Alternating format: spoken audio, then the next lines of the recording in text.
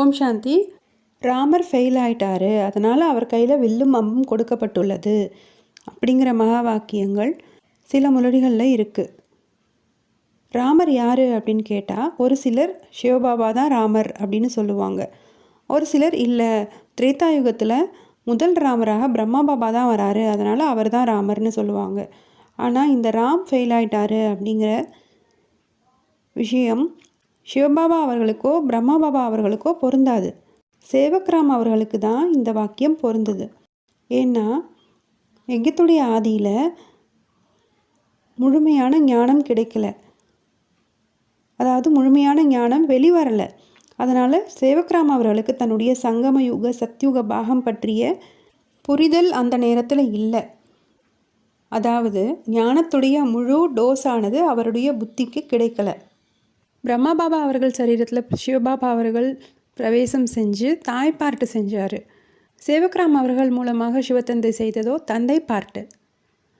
எப்போவுமே வீட்டில் கூட தாயானவள் பாவனாவாதியாக இருப்பாங்க, தந்தை புத்திவாதியாக இருப்பார். பாபாவும் முரளியில் இதை பற்றி சொல்லியிருக்காரு. பிரம்மா பாபா அவர்களுக்கு சாட்சாத்கார காட்சிகள் கிடைச்சதுனாலையும் அதற்கான சரியான விளக்கம் சேவக்ராம் அவர்கள் மூலமாக சிவபாபா கொடுத்ததுனாலையும் அவருக்கு நிச்சய புத்தி உட்கார்ந்துடுச்சு. ஸோ அந்த பாவனையில் அவர் ஸ்ட்ராங்காக இருந்தார். தன்னுடைய பார்ட்டு தெரிஞ்சிருச்சு அவருக்கு. ஆனால் சேவக்ராம் அவர்களுக்கு தன்னுடைய பார்ட்டு தெரியாததுனாலையும் யஜ்ஞத்தின் ஆதியில் முழுமையான ஞானம் வெளிப்படாததுனாலையும் புத்திவாதியான சேவக்ராம் அவர்கள் ஃபெயில் ஆகிடுறாராம். அதனால தான் பாபா சொல்லியிருக்காரு ராமர் ஃபெயில் ஆயிட்டாரு அப்படின்னு சொல்லிட்டு. தன்னுடைய சங்கமயுக சத்யுக பார்ட்டை தெரிஞ்சுக்கிறதுக்காகவும் முழு முயற்சியுடன் புருஷார்த்தம் செய்வதற்காகவும் அந்தமதே சோகத்தே அப்படிங்கிற முரளி வரிகளின் ஆதாரத்தில் 1942 இந்த ராமாத்மா புனர்ஜென்மம் எடுத்துடுறாரு. ஸோ சேவக்ராம் அவர்கள் சரீரம் விட்ட பிறகு 1942 47 வரை அந்த இன்னொரு மாதா இருந்தாங்க இல்லையா, அவங்க மூலமாக தான் சிவபாபா பிரவேசம் செய்து முரளியும் டைரக்ஷன்ஸும் கொடுத்துக்கிட்டு இருந்தாங்க. இந்த 5 வருடங்கள் அவங்க மூலமாக தான் சிவபாபா பேசிகிட்டு இருந்தார். 46 47க்குள்ளேயே பிரம்மா பாபா அவர்களுடைய சகோதரி ஆத்மா, அப்புறம் இந்த இன்னொரு மாதா, இவங்க இருவருமே சரீரம் விட்டுடுறாங்க. அதாவது பிரம்மா பாபா அவர்களுடைய சகோதரி ஆத்மாவும் இன்னொரு மாதா யார் சரீரத்தில் சிவபாபா பிரவேசம் செஞ்சாரோ இருவருமே சரீரம் விட்டுடுறாங்க. அந்த 2 மாதாக்களை பற்றியும் கூட முரளி மகா வாக்கியங்கள் சொல்லப்பட்டிருக்கு. முரளி தேதி 5/9/2012. நல்ல நல்ல பெண் குழந்தைகள் இருந்தார்கள். 5-10 வருடங்கள் இருந்து நல்ல நல்ல பாகங்கள் நடித்தார்கள். நல்ல நல்ல முதல் தரமான தியானத்தில் செல்லக்கூடியவர்கள். நம் பாபாவும் அவர்களின் டைரக்ஷன் படி சென்றார். அவர்கள் இப்பொழுது இல்லை. என்ன ஆனது? சில விஷயத்தில் சந்தேகம் வந்தது. அடுத்த சாக்கார முரளி தேதி 27/5/2019. தந்தை கூறுகிறார், எத்தனை குழந்தைகள் ஆச்சரியமாக சென்று விட்டனர். என்னை எத்தனை நினைவு செய்தனர். நான் வந்திருக்கிறேன், ஆனால் விட்டு சென்று விட்டனர். மாயா அப்படியே அறை கொடுத்து விடுகிறது. நம் அம்மா பாபாவையும் ட்ரில் செய்தனர், டைரக்ஷன் கொடுத்தனர், டீச்சராக இருந்தனர். நாங்கள் புரிந்திருந்தோம் அவர்கள் மாலையில் நல்ல நம்பரில் வருவர் என்று. அவர்களும் குப்தமாகிவிட்டனர். இதுவும் புரிய வேண்டும் அல்லவா? சரித்திரம் மிக பெரியது. 1947 இந்தியா பாகிஸ்தான் பிரிவினைக்கு பிறகு நம்முடைய இந்த ஈஸ்வரிய யஜ்யமானது கராச்சிக்கு போயிடுறாங்க. எப்போ கராச்சிக்கு போனாங்களோ அப்போ இருந்து தான் சிவபாபா பிரம்மா பாபா அவர்கள் சரீரத்தில் பிரவேசம் ஆனார். முரளிகள் தான் நம்முடைய ஊன்றுகோல், நம்முடைய வழிகாட்டி. அப்போது இதற்கும் சாக்கார முரளியில் கண்டிப்பாக ஆதாரம் இருக்கணும் இல்லைங்களா? சாக்கார முரளி ரிவைஸ்டு தேதி 4/6/2021. போன வருஷத்தில் கூட இந்த முரளி ரிவைஸ் ஆகியிருக்கு. முரளி மகா வாக்கியங்கள் கராச்சியிலிருந்து ஆரம்பமாகி முரளி வெளிப்பட்டு கொண்டே வந்துள்ளது. முதலில் பாபா முரளி நடத்தி கொண்டிருக்கவில்லை. இரவு 2 மணிக்கு எழுந்து 10-15 பக்கங்கள் எழுதுவார். பாபா எழுத வைத்து கொண்டு இருந்தார். ஸோ அமிர்த வேளை 2 மணிக்கு சேவக்ராம் அவர்கள் மூலமாக சிவபாபா முரளி சொல்ல பிரம்மா பாபா அவர்கள் எழுதுவார். இதுதான் அங்கே ஓமண்டலியில் இருக்கிற வரைக்கும் நடந்தது. பொதுவாக நம்ம பிகே சீனியர்ஸ்கிட்டேருந்து நமக்கு என்ன தகவல் கிடைச்சிருக்கு அப்படின்னா, பிரம்மா பாபா அவர்களுடைய பார்ட்னராகிய சேவக்ராம் அவர்கள் அவங்க வைர வியாபாரம் க்ளோஸ் ஆனப்போ தன்னுடைய பாகத்தை பிரித்து எடுத்துகிட்டு போயிட்டாரு. அவர் யஜ்யத்துக்குள்ளே வரவே இல்லை அப்படின்னு தான் தெரிவிக்கப்பட்டிருக்கு. ஆனால் சிவபாபாவுடைய பிரவேசம் சேவக்ராம் அவர்கள் மேலே இருந்தது. கல்கட்டாவில் முதல்ல இருந்தது. அதற்கு பிறகு அவரும் பாகிஸ்தான் வந்து ஓமண்டலியில் இருந்தார். ஓமண்டலியில் 1936 இருந்து 1941 வரை அவர் மூலமாக தான் பியூ வாணி அப்படிங்கிற பேரில் சாக்கார முரளிகள் வந்துட்டு இருந்தது அப்படிங்கிறதுக்கான ஒரு ஆதாரத்தை நம்ம இப்போ பார்க்க போகிறோம். முரளி மகா வாக்கியம் சாக்கார முரளி தேதி 16/6/2017. இது ரிவைஸ்டு முரளி. பிரஜாபிதா பிரம்மா என்று பெயர் உள்ளதென்றால் பிரம்மா வாயு மூலம் பிராமணர்களை படைக்கிறார்.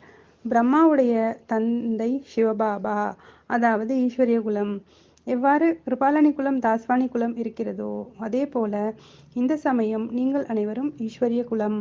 இந்த முறையை நம்ம கூர்ந்து கவனிச்சா நமக்கு ஒரு விஷயம் யோசிக்க தூண்டும். என்னென்னா, பிரம்மா பாபா அவர்களுடைய சாக்கார சரீரத்துடைய பெயர் வந்துட்டு லேக்ராஜ் கூப்சந்த் கிருபாலனி அப்படிங்கிறது. சேவக்ராம் அவர்களுடைய சரீரத்துடைய அதாவது அந்த ஃபுல் பெயர் என்ன அப்படின்னா சேவக்ராம் கூப்சந்த் தாஸ்வானி. சிவபாபா முரளியில் வந்து நிறைய சேவாதாரி குழந்தைகளுடைய பெயரை எடுத்திருக்காரு. ரமேஷ் பாய், குமரகா தாதி, இவங்களை பற்றிலாம் பேசியிருக்காரு. அது மாதிரி யார் ஞானத்தில் இருக்காங்களோ அவங்கக்கிட்ட தான் பேசுவார். முரளியிலே என்ன சொல்கிறாரு, ஆன்மீக தந்தை ஆன்மீக குழந்தைகள் கிட்ட தான் பேசுகிறேன் அப்படிங்கிறாரு. தன்னை யார் ஆத்மானு புரிச்சிட்ருக்காரோ அந்த குழந்தைகள் கிட்ட தான் பாபா பேசுகிறாரு. அவங்க பேரை தான் வந்துட்டு சாக்கார முரளியில் சொல்லுவார் இல்லைங்களா.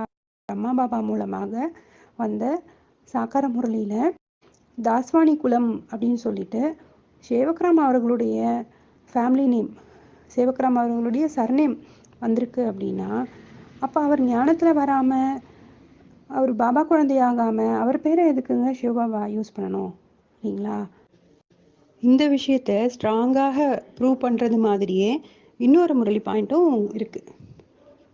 ஆச்சரியமான விஷயம், அது இந்த வருடத்துடைய முரளி. சாக்கார முரளி தேதி 4/1/2024. அதில் பாபா சொல்லியிருக்காரு, அதிகமாக சேவை செய்பவர்களின் பெயரை கண்டிப்பாக பாபாவும் பயன்படுத்துவார் அப்படின்னு முரளி வாக்கியம். அப்போ பாருங்கள், சேவக்ராம் பெயர் பாபா யூஸ் பண்ணியிருக்காரு அப்படின்னா கண்டிப்பாக அவரும் வந்துட்டு ஞானத்தில் இருந்த ஒரு சகோதரர் தான் அப்படிங்கிறது இன்னும் ஸ்ட்ராங்காக நிரூபணம் ஆகிறது. அப்போ கண்டிப்பாக சேவக்ராம் ஞானத்தில் வந்திருக்காரு. ஓமண்டலியில் அவரும் இருந்தார்.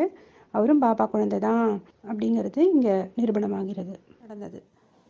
கராச்சிக்கு வந்த பிறகு தான் பிரம்மா பாபா அவர்கள் மூலமாக, அதாவது 1947 இருந்து தான் பிரம்மா பாபா அவர்கள் மூலமாக சிவபாபா டைரெக்டாக முரளி கொடுத்தாரு அப்படிங்கிறது இதன் மூலமாக நிரூபணமாகிறது. ஆக்சுவலாக பார்த்திங்கன்னா, ஆதிதேவன் அப்படிங்கிற பிரம்மா பாபாவுடைய வாழ்க்கை வரலாறு பற்றிய புத்தகத்தில் பிரம்மா பாபா அவர்கள் 1876 பிறந்ததாக போட்டிருக்காங்க. அப்படி பார்த்தா 1936 சிவத்தந்தை உலகத்துக்கு வந்தப்போ அவருக்கு கரெக்டாக 60 வயது ஆகிற மாதிரி கணக்காகுது. அதே புத்தகத்தில் தான் 1936 சிவபாபா உலகத்துக்கு வந்த உடனேயே பாகிஸ்தானில் பிரம்மா பாபா அவர்கள் வீட்டில் ஒரு அறையில் பிரம்மா பாபா அமர்ந்திருக்கிறப்போ அவர் உடம்புல சிவஜோதி பிந்து பிரவேசமானதாகவும் அதை பிரம்மா பாபாவும் அனுபவம் செஞ்சார்.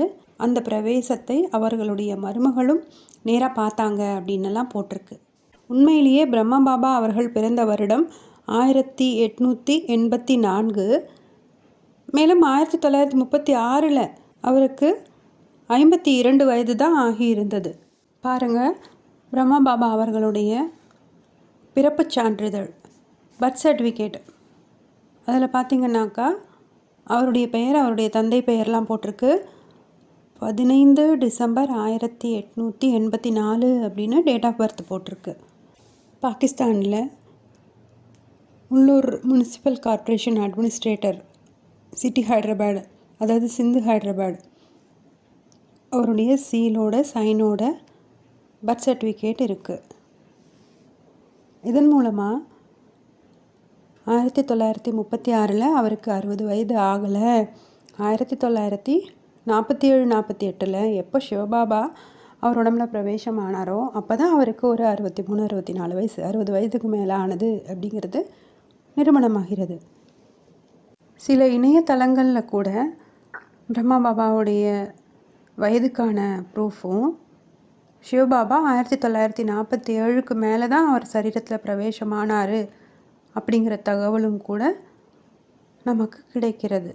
அதற்கு பிறகு 1950 நம்முடைய ஈஸ்வரிய குடும்பமானது பாரதத்திற்கு வராங்க. ராஜஸ்தான் மவுண்ட் அபுவிற்கு வந்து நம்முடைய ஈஸ்வரிய குடும்பம் இடம் மாறுகிறது. பாகிஸ்தானில் இருந்த வரைக்கும் 47 50 வரைக்கும் பிரம்மா பாபா அவர்கள் மூலமாக வந்த முரளிகள் எழுதப்படவும் இல்லை, ரெக்கார்ட் செய்யப்படவும் இல்லை. எப்போ மவுண்ட் அபு வந்தாங்களோ அப்போ இருந்து தான் பிரம்மா பாபா அவர்கள் மூலமாக சிவத்தந்தை நமக்கு அளித்த முரளிகள் ரெக்கார்ட் செய்யப்பட்டது, எழுதி வைக்கப்பட்டது. பிரம்மா பாபா அவர்கள் மூலமாக சிவத்தந்தை நமக்கு கொடுத்த வாணிகள் சாக்கார முரளிகள் அப்படின்னு அழைக்கப்பட்டது. மேலும் 1950 எப்போ நம்ம இந்தியாவுக்கு வந்தோமோ, ராஜஸ்தான் மவுண்ட் அபுக்கு வந்தோமோ, அப்போது ஓம் மண்டலி அப்படிங்கிற நம்முடைய பெயரானது மாறி நம்முடைய ஈஸ்வரிய குடும்பமானது பிரம்மகுமாரிகள் ஈஸ்வரிய விஸ்வவித்யாலயம் என்ற புதிய பெயரானது வைக்கப்பட்டது. சிவத்தந்தையுடைய இந்த ருத்ரஞான யஜ்யத்திற்காக பிரம்மா பாபா அவர்கள் அயராது பாடுபட்டதுனால சாஸ்திரத்தில் புகழ்பெற்ற ததீஜி ரிஷியுடைய பார்ட்டு இவர் தான் அப்படின்னு கூட சிவபாபா முரளிகளில் தெரிவிச்சிருக்காரு. சிவத்தந்தை பிரம்மா பாபா அவர்கள் மூலமாக அப்படி ஒரு மிருதுலமான தாய்ப்பங்கு செஞ்சார். 10 செகண்ட் யாராவது பிரம்மா பாபா அவர்கள் முன்னால் நின்று இருந்தால் கூட அவங்க சொல்லுவாங்களாம், எனக்கு அவ்வளவு அன்பு அனுபவமானது அப்படின்னு சொல்லிட்டு. 1969 ஜனவரி 18 தாதா லேக்ராஜ் பிரம்மா பாபா அவர்கள் கடுமையான மாரடைப்பால் சரீரம் துறந்தார். தன்னுடைய உடல், பொருள், மனம் அனைத்தையும் இந்த ருத்ரஞான யஜ்யத்திற்காக அர்ப்பணித்து கொண்ட அவருடைய ஆன்மாவானது இப்பொழுது சூக்ஷ்ம சரீரத்தை தாரணை செய்து கொண்டு இருக்கிறது. மேலும் அட்வான்ஸ் ஞானத்தில் இருக்கும் விதை ரூப ஆத்மாக்களில் பிரவேசம் செய்து தனது புருஷார்த்தம், படிப்பு மற்றும் சேவையை தொடர்ந்தபடியே சத்யுக ஸ்தாபனைக்காக காத்து கொண்டிருக்கிறது. சிவத்தந்தை பிரம்மா பாபா அவர்கள் மூலமாக அன்புக்கு நிகரான தாய்ப்பங்கு செஞ்சார். சிவபாபா முரளியில் என்ன சொல்லியிருக்காரு? தாய்மார்களுடைய வீக்னஸே மோகம் அப்படிங்கிற விகாரம் தான் அப்படின்னு சொல்லியிருக்காரு. தாய்ப்பாட்டுதாரி அப்படிங்கிற அந்த மோகம் அவருக்கும் இருந்ததுனால தாதா லேக்ராஜ் பிரம்மா அவர்கள் தான் சரீரம் விட்ட பிறகு கூட தன்னுடைய சூக்ஷ்ம சரீரத்தோட தான் வளர்த்த பிரம்மகுமார் குமாரிகளுக்கு சேவை மற்றும் புருஷார்த்தத்திற்கு ஊக்கம் தரும் நோக்கத்தில் 1969 2017 வரை வருடத்திற்கு 10-15 முறை ராஜஸ்தான் மவுண்ட் அபுவில் இருக்கிற குல்ஜார் தாதி அவர்கள் மூலமாக பிரம்மா பாபா அவர்கள் தாரணை நிறைந்த வாணி கொடுத்துக்கிட்டு இருந்தார். எப்பெல்லாம் குழந்தைகள் மவுண்ட் அபுவில் ஆவாகனம் பண்ணுறாங்களோ அப்பெல்லாம் பிரம்மா பாபா அவர்கள் அங்கே போய் இந்த மாதிரி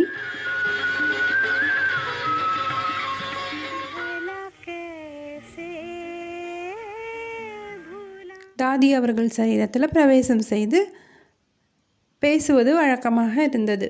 அதாவது 2017 வரை மட்டும்தான். அந்த வாணிகள் அவ்யக்த வாணிகள் அப்படின்னு அழைக்கப்பட்டது. வியக்தம் அப்படின்னா கண்ணால் பார்க்கக்கூடியது, அவ்யக்தம் அப்படின்னா கண்ணால் பார்க்க முடியாதது.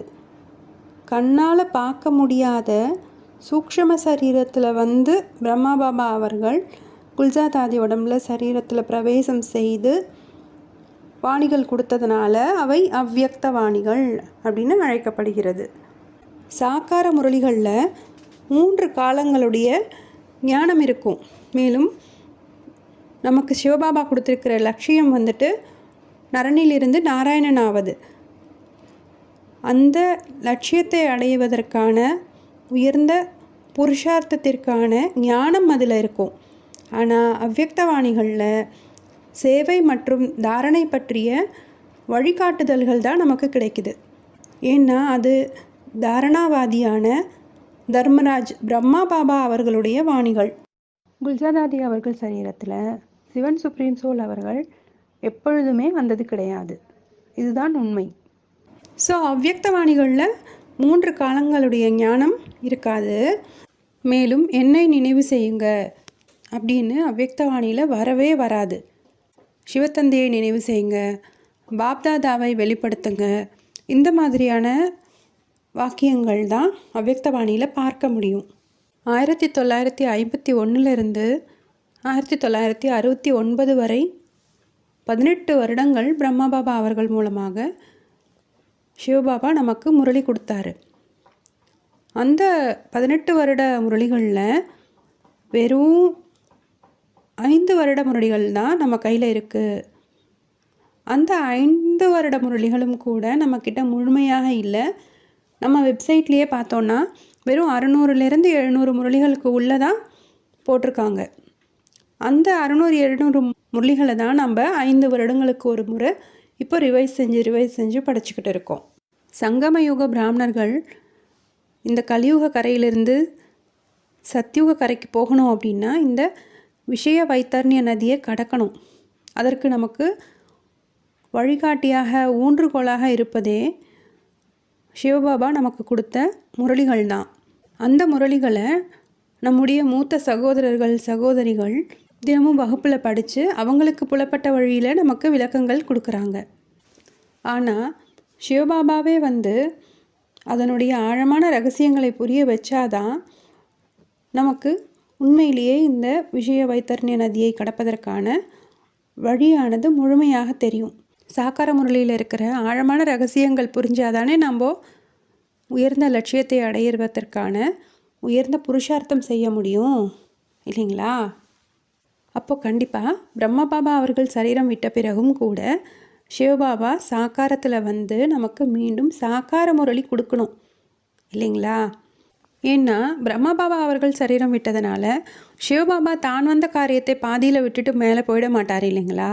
ஏன்னா பாபாவே முரளியில் சொல்லியிருக்காரு, நான் தூண்டுதல் மூலமாக எந்த காரியமும் செய்கிறது கிடையாது, நான் நேராக இருந்து தான் உங்களை படிக்க வைக்கிறேன் அப்படின்னு பல முரளிகள் நமக்கு வந்திருக்கு.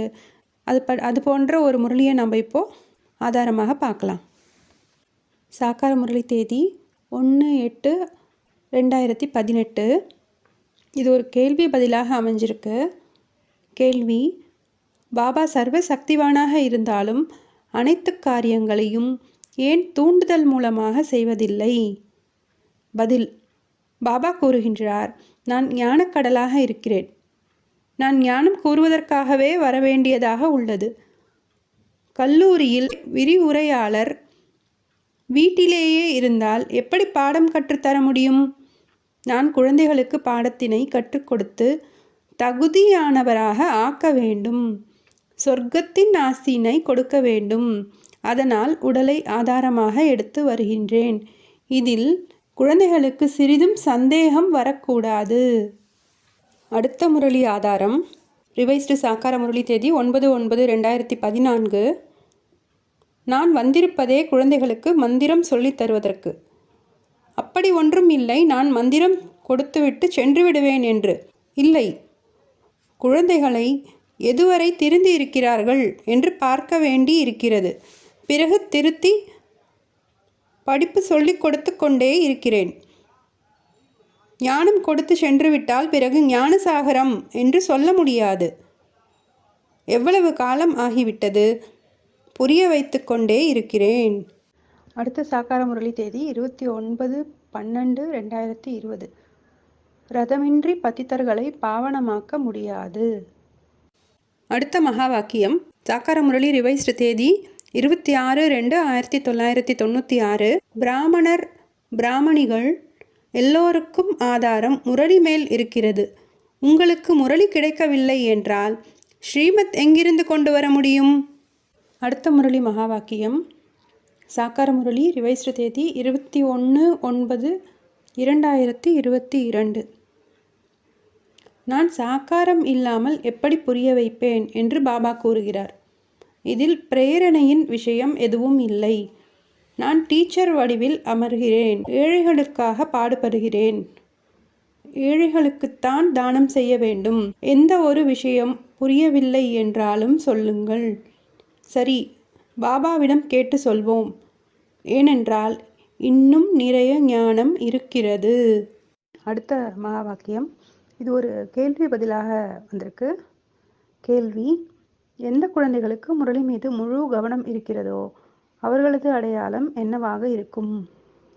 பதில்: யார் கவனம் கொடுத்து தினமும் முரளி கேட்கிறார்களோ அவர்கள்தான் தந்தை யாராக இருக்கிறார், என்னவாக இருக்கிறார் என்பதை நல்ல முறையில் அறிந்திருப்பார்கள்.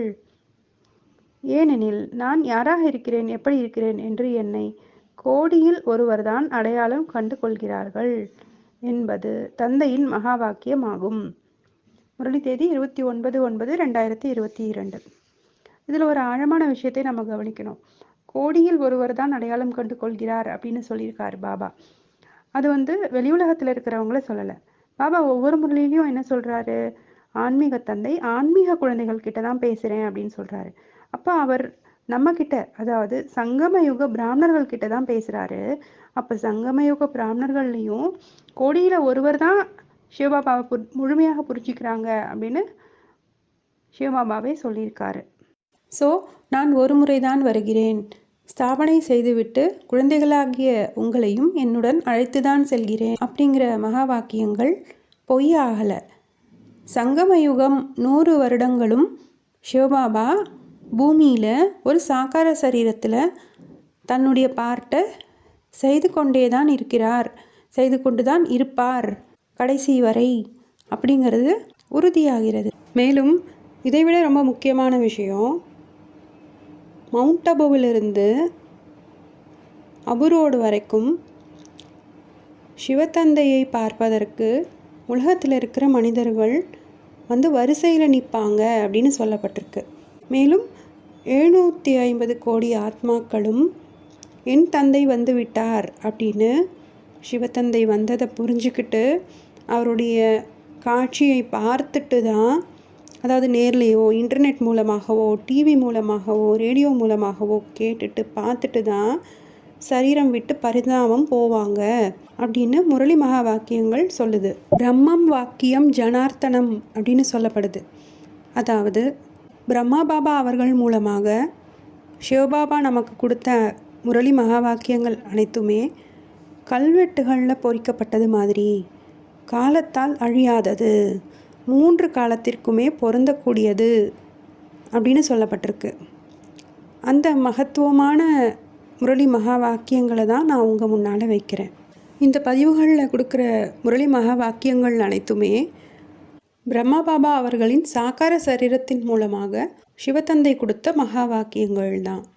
இந்த முரளிகள் அப்படிங்கிற ஊன்றுகோலின் உதவியுடன் சிவத்தந்தையுடைய சாக்கார பாகம் யார் மூலமாக தொடரும்? சிவத்தந்தை எந்த சாக்கார சரீரத்தின் மூலமாக சொர்க்கத்தை ஸ்தாபனை செய்கிறார், தந்தையாக நமக்கு ஆஸ்தி கொடுக்கிறார் அப்படிங்கிறத அடுத்து வரும் பதிவுகளில் நம்ம பார்க்கலாம். அகிலம் போற்றும்